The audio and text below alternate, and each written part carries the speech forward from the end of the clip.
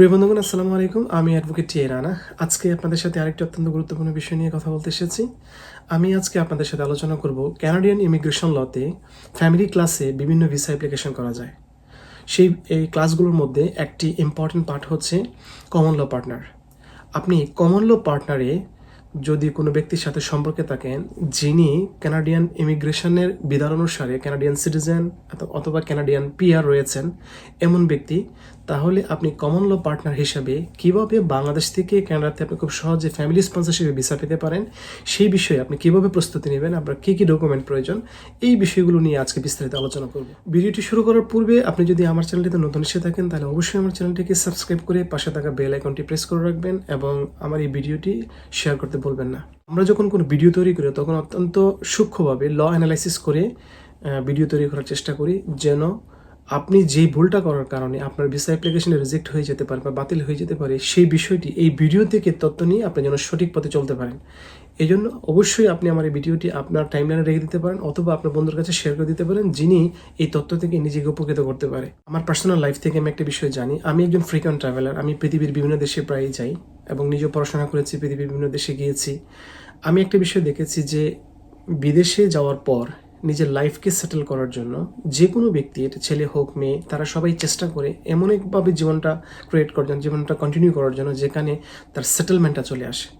এই জন্য লাইফের সেটেলমেন্টের জন্য এই কমন ল পার্টনারশিপ একটা ক্যাটাগরি, লজ অফ ক্যাটাগরি, যেটা কানাডান ইমিগ্রেশনে বৈধভাবে একটা প্রক্রিয়াকরণ। মূলত কমন ল পার্টনারশিপটা হচ্ছে যে কোনো ব্যক্তি স্বামী এবং স্ত্রীর মতো একই সাথে রিলেশনশিপে আছে এবং কমপক্ষে 1 বছর কাল সময় ধরে তারা একসাথে বসবাস করছে। যারা স্বামী স্ত্রীর মতোই জীবনযাপন করছে, একে অন্যের উপর অধিকার রয়েছে, এই যে সম্পর্কটা রয়েছে সেই সম্পর্কটাকে কানাডিয়ান ইমিগ্রেশন রুলসের যে বিধান রয়েছে, ইমিগ্রেশনের যে বিধানটা রয়েছে সেই বিধান অনুসারে তাদেরকে বৈধকরণ করার জন্য এই কমন ল সিস্টেমটা চালু করেছে।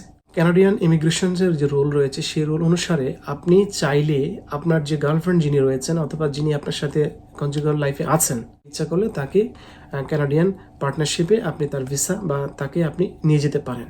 সাধারণত এই ধরনের সম্পর্ক ইসলামী শরিয়া আইনের বিধান অনুসারে হয় না। যেহেতু ইসলামী শরিয়া আইনে বিবাহিত সম্পর্কটিকে বৈধকরণ করা হয়েছে, সেহেতু এই ধরনের সম্পর্কটা সাধারণত ইসলামী শরিয়া আইনের বাইরে যেসব বিষয়গুলো রয়েছে, যেমন হিন্দু ধর্ম, বৌদ্ধ ধর্ম, খ্রিস্টান ধর্ম, তারপরে বিভিন্ন ধর্মের সাথে কথা হলো ইসলামী শরিয়া আইনের বিধানের বাইরে এই সম্পর্কটা। ইসলামী শরিয়া আইন কিন্তু এই সম্পর্কটাকে বৈধকরণ দেয় নাই। আপনি যদি কানাডার সিটিজেন হয়ে থাকেন অথবা আপনি যদি কানাডার পিআরে থাকেন, তাহলে আপনি এই ধরনের কমন ল পার্টনার যারা রয়েছে, যে কথাটা আমি আগে বলেছিলাম যে যারা আসলে বিদেশে আসে নানান পরিস্থিতির কারণে, হয়তো কোনো কারণে লাইফটাকে সেটেল করতে পারে নাই, নানা রকম সমস্যা হয়ে থাকে, তখন কোনো না কোনোভাবে যারা সেটেল পার্সন রয়েছেন তাদের হাত ধরে অথবা তাদের মাধ্যমে চেষ্টা করে যে তাদের লাইনটাকে সঠিক ট্র্যাকে নিয়ে আসার জন্য। এই কারণে সাধারণত পৃথিবীর বিভিন্ন দেশে এই ধরনের ল রয়েছে, বাট কানাডাতে স্পেশালি এই লটা রয়েছে যে কমন ল পার্টনারকে বৈধকরণ করা হয়। তো আপনি যদি এই ধরনের জটিলতা পড়ে থাকেন, তাহলে আপনি কমন ল পার্টনার হিসেবে যার সাথে আছেন, আপনি কী ধরনের ডকুমেন্ট সাবমিট করলে আপনার এই কনজুগাল লাইফটাকে প্রুভ করতে পারবেন, কোন ধরনের ডকুমেন্টগুলো আপনার জন্য সবচেয়ে বেশি ইম্পর্টেন্ট আপনার লাইফটাকে সাপোর্ট দেওয়ার জন্য, ভিসাটাকে কন্টিনিউ করার জন্য এবং সঠিক ট্র্যাকে আসার জন্য। According to immigration, refugee and citizenship Canada অর্থাৎ IRCR এর যে বিধান রয়েছে, সেই বিধান অনুসারে আপনি যে ডকুমেন্টগুলো সবচেয়ে বেশি ইম্পর্টেন্ট, নাম্বার 1, রিলেশনশিপ ডিক্লারেশন। আপনারা যে কাজটা করতে পারেন প্রথমে সেটা হলো যে আপনাদের ফিউচার প্ল্যানটা কী, আপনারা কী অবস্থায় আছেন, যিনি আপনি সিটিজেনশিপ, আপনি সহ যিনি আপনার কনজুগাল লাইফে আছেন তিনি সহ, পার্টনার সহ আপনারা একটা কমন ডিক্লারেশনশিপ দিতে পারেন। এই ডিক্লারেশনে আপনি আপনার অবস্থানটা তুলে ধরবেন এবং ডিক্লারেশনটা হতে পারে কিন্তু আপনার একটা প্রপার প্রুফ। আপনাদের এই ডিক্লারেশনে আপনাদের একটা ফিউচার প্ল্যান সুন্দর করে সূক্ষ্মভাবে আপনি একটি ফিউচার প্ল্যান তৈরি করবেন। সেই ফিউচার প্ল্যানটাকে আপনি এই ডিক্লারেশনে উল্লেখ করবেন, উল্লেখ করে সেই ডিক্লারেশনের যে কপিটা রয়েছে সেটা কিন্তু আপনার ডকুমেন্ট হিসেবে সাবমিট করতে পারেন। দ্বিতীয় যে বিষয়টা রয়েছে সেটা হলো যে আপনারা যে একে অন্যের সাথে রিলেশনে রয়েছেন কমন ল পার্টনারশিপ হিসাবে, দ্বিতীয় যে বিষয়টি রয়েছে সেটা হলো যে প্রুফ অফ কমিউনিকেশন। আপনারা একে অন্যের সাথে যে নিয়মিত কমিউনিকেশনে আছেন সেটা আপনারা কিভাবে প্রুফ করবেন। প্রুফ অফ কমিউনিকেশনের ক্ষেত্রে প্রথমে হচ্ছে যে আপনার ফোন কল লগ, অর্থাৎ আপনি যে নিয়মিত তার সাথে কলে আছেন সেই কলের হিস্টোরি, আপনি যে টেক্সট মেসেজ করছেন সেই টেক্সট মেসেজের হিস্টোরি, আপনি তাকে মেইল করছেন সেই মেইলের হিস্টোরি, আপনি তাকে মেসেজ করছেন সেই মেসেজের history, even though any other যে সোশ্যাল মিডিয়াগুলো রয়েছে যতগুলো সোশ্যাল মিডিয়া রয়েছে সবগুলো সোশ্যাল মিডিয়াতে যদি আপনার যদি কোনো না কোনো সোশ্যাল মিডিয়াতে যদি তার সাথে আপনি কানেক্টেড থাকেন তাহলে তার চ্যাট লগ, এই যে কমন যে বিষয়গুলো রয়েছে এই কমন বিষয়গুলো কিন্তু আপনি ইমিগ্রেশনে ডকুমেন্ট হিসেবে আপনি সাবমিট করতে পারেন। আপনাদেরকে আরেকটা তথ্য দিই, সেটা হলো যে কোনো সোশ্যাল মিডিয়ার চ্যাট লগ আপনি যদি ডকুমেন্ট হিসেবে সাবমিট করেন তাহলে সেটাকে কোনো অথরিটি দ্বারা কিন্তু ভেরিফিকেশন করার কোনো প্রয়োজন হয় না, যদি আপনার এই অ্যাকাউন্টটা ভেরিফাইড অ্যাকাউন্ট হয়ে থাকে। ফটোগ্রাফস, আপনারা হয়তো কোনো এক জায়গায় বেড়াতে গিয়েছেন, অথবা কোনো সময় একসাথে ছিলেন, অথবা অন্য কোনো দেশে গিয়েছেন, অথবা আপনি দেশে গিয়েছেন, অথবা যিনি দেশে বসবাস করে তিনি অন্য একটা দেশে এসেছেন, আপনি সেখানে গিয়েছেন। এই ধরনের যে পিকচারগুলো রয়েছে আপনারা সেই প্রুফ মানে রিলেশনটাকে প্রুফ করার জন্য আপনি এই ধরনের পিকচার ফ্যামিলি এবং ফ্রেন্ডসদের যে পিকচারগুলো রয়েছে সেই ফটোগ্রাফের সেই পিকচারগুলো আপনারা সেখানে সাবমিট করতে পারেন। আরেকটি ডকুমেন্ট আপনারা ব্যবহার করতে পারেন, সেটা হলো যে আপনারা দুজনেই যদি একই দেশে বসবাস করেন তাহলে সঠিক ট্র্যাকে আসার জন্য আপনারা, এমন হতে পারে যে আপনার অন্য কোথাও একটা দেশে বিভিন্ন টেরিটরি থাকে, যেমন আমরা স্পেশালি কানাডার কথা বলছি, কানাডাতে কিন্তু টোটাল 3টি টেরিটরি এবং 10টি প্রভিন্স রয়েছে। তো সেই ক্ষেত্রে আপনি একটি প্রভিন্স থেকে অন্য প্রভিন্সে যখন যাবেন তাহলে তখন আর ভিসার কোনো প্রয়োজন হয় না। সেক্ষেত্রে আপনারা যদি দুজন একসাথে যান সেই ক্ষেত্রে আপনাদের travel document, ticket, reservation, hotel booking, এই ধরনের যে ডকুমেন্টগুলো রয়েছে আপনার সেই ডকুমেন্টগুলো কিন্তু ইচ্ছা করলে আপনারা প্রুফ হিসেবে সেটা সাবমিট করতে পারেন। এই বিষয়গুলো কিন্তু অ্যাকর্ডিং টু আইআরসিসি এর বিধান অনুসারে।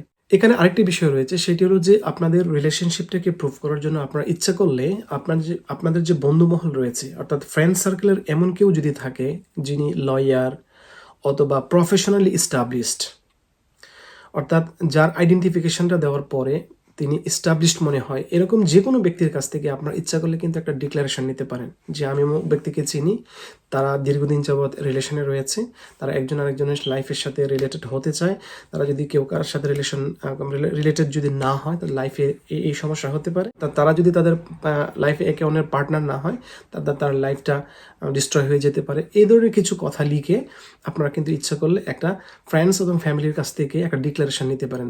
ইভেন দো একই সাথে আপনারা চাইলে কিন্তু আপনাদের প্যারেন্টসদের কাছ থেকে একটা ডিক্লারেশন নিতে পারেন যে হ্যাঁ আমার সন্তান তার সাথে রিলেশনে রয়েছে, অথবা আমার মেয়ে বা আমার ছেলে তার সাথে রিলেশনে রয়েছে। আপনারা চাইলে এই ধরনের একটা ডিক্লারেশন লিখে এই ডিক্লারেশনও কিন্তু ডকুমেন্ট হিসেবে আপনি সাবমিট করতে পারেন। আরেকটি অত্যন্ত কমন বিষয় রয়েছে, সেটা হলো যে কমন ল পার্টনার হিসেবে প্রুভ করার জন্য যদি কোনো কারণে যিনি আপনার কমন ল পার্টনার তিনি দেশের বাইরে, আপনি 1 বছর আগে দেশের বাইরে ছিলেন অর্থাৎ বাংলাদেশে ছিলেন, পরে কানাডাতে গিয়েছেন, অথবা আপনারা কানাডাতে দুজনেই বসবাস করেন, এরকম সিচুয়েশনের ক্ষেত্রে আপনারা যদি সোশ্যাল মিডিয়াতে কোনো পোস্ট দিয়ে থাকেন দুজন একসঙ্গে ছিলেন অথবা একসঙ্গে আছেন, এই ধরনের কোনো ক্যাটাগরি যদি প্রুভ করতে পারেন যে আপনারা সোশ্যাল মিডিয়াতে একই সাথে কোথাও গিয়েছেন, কোনো উইডিংস প্রোগ্রামে গিয়েছেন, কোনো ফ্রেন্ডসের প্রোগ্রামে গিয়েছেন, অথবা সোশ্যাল কোনো প্রোগ্রামে গিয়েছেন, এই ধরনের প্রোগ্রামের কোনো ছবি যদি আপনারা সোশ্যাল মিডিয়াতে পোস্ট করে থাকেন দুজন একসাথে, তাহলে সেই ছবিগুলো কিন্তু আপনারা এখানে প্রুফ হিসেবে সাবমিট করতে পারেন, ইমিগ্রেশন কিন্তু সেগুলো অ্যাকসেপ্ট করবে। আরেকটি ইম্পর্টেন্ট বিষয় রয়েছে, সেটা হলো জয়েন্ট অ্যাকাউন্ট। আপনারা দুজনেই বাংলাদেশে ছিলেন, এরকম সিচুয়েশনে যদি আপনাদের জয়েন্ট অ্যাকাউন্ট থাকে, অথবা আপনারা দুজনেই কানাডাতে আছেন, এর মধ্যে একজন ট্র্যাকে নেই, আপনারা একজন সঠিক ট্র্যাকে নেভিগেট করতে পারেন নাই, আপনারা একজন ট্র্যাকে নেই, অন্যজন ট্র্যাকে আছেন, যিনি ট্র্যাকে আছেন তিনি যদি অন্য একজনকে তার পার্টনার হিসেবে নিতে চান তাহলে আপনাদের দুজনেরই জয়েন্ট অ্যাকাউন্ট আছে এরকম একটা ডকুমেন্ট আপনারা সাবমিট করতে পারেন। অর্থাৎ ব্যাংকের যে ডকুমেন্ট রয়েছে জয়েন্ট অ্যাকাউন্টে সেটা কিন্তু ইমিগ্রেশন গ্রহণযোগ্য। অর্থাৎ যদি কোনো কারণে আপনারা সঠিক ট্র্যাক থেকে সরে যান, যদি নিজেকে নেভিগেট করতে না পারেন, তাহলে আপনারা দুজনের জয়েন্ট অ্যাকাউন্ট যদি থাকে তাহলে জয়েন্ট অ্যাকাউন্ট দিয়েও কিন্তু আপনারা আপনাদের অবস্থানটাকে প্রুভ করতে পারেন।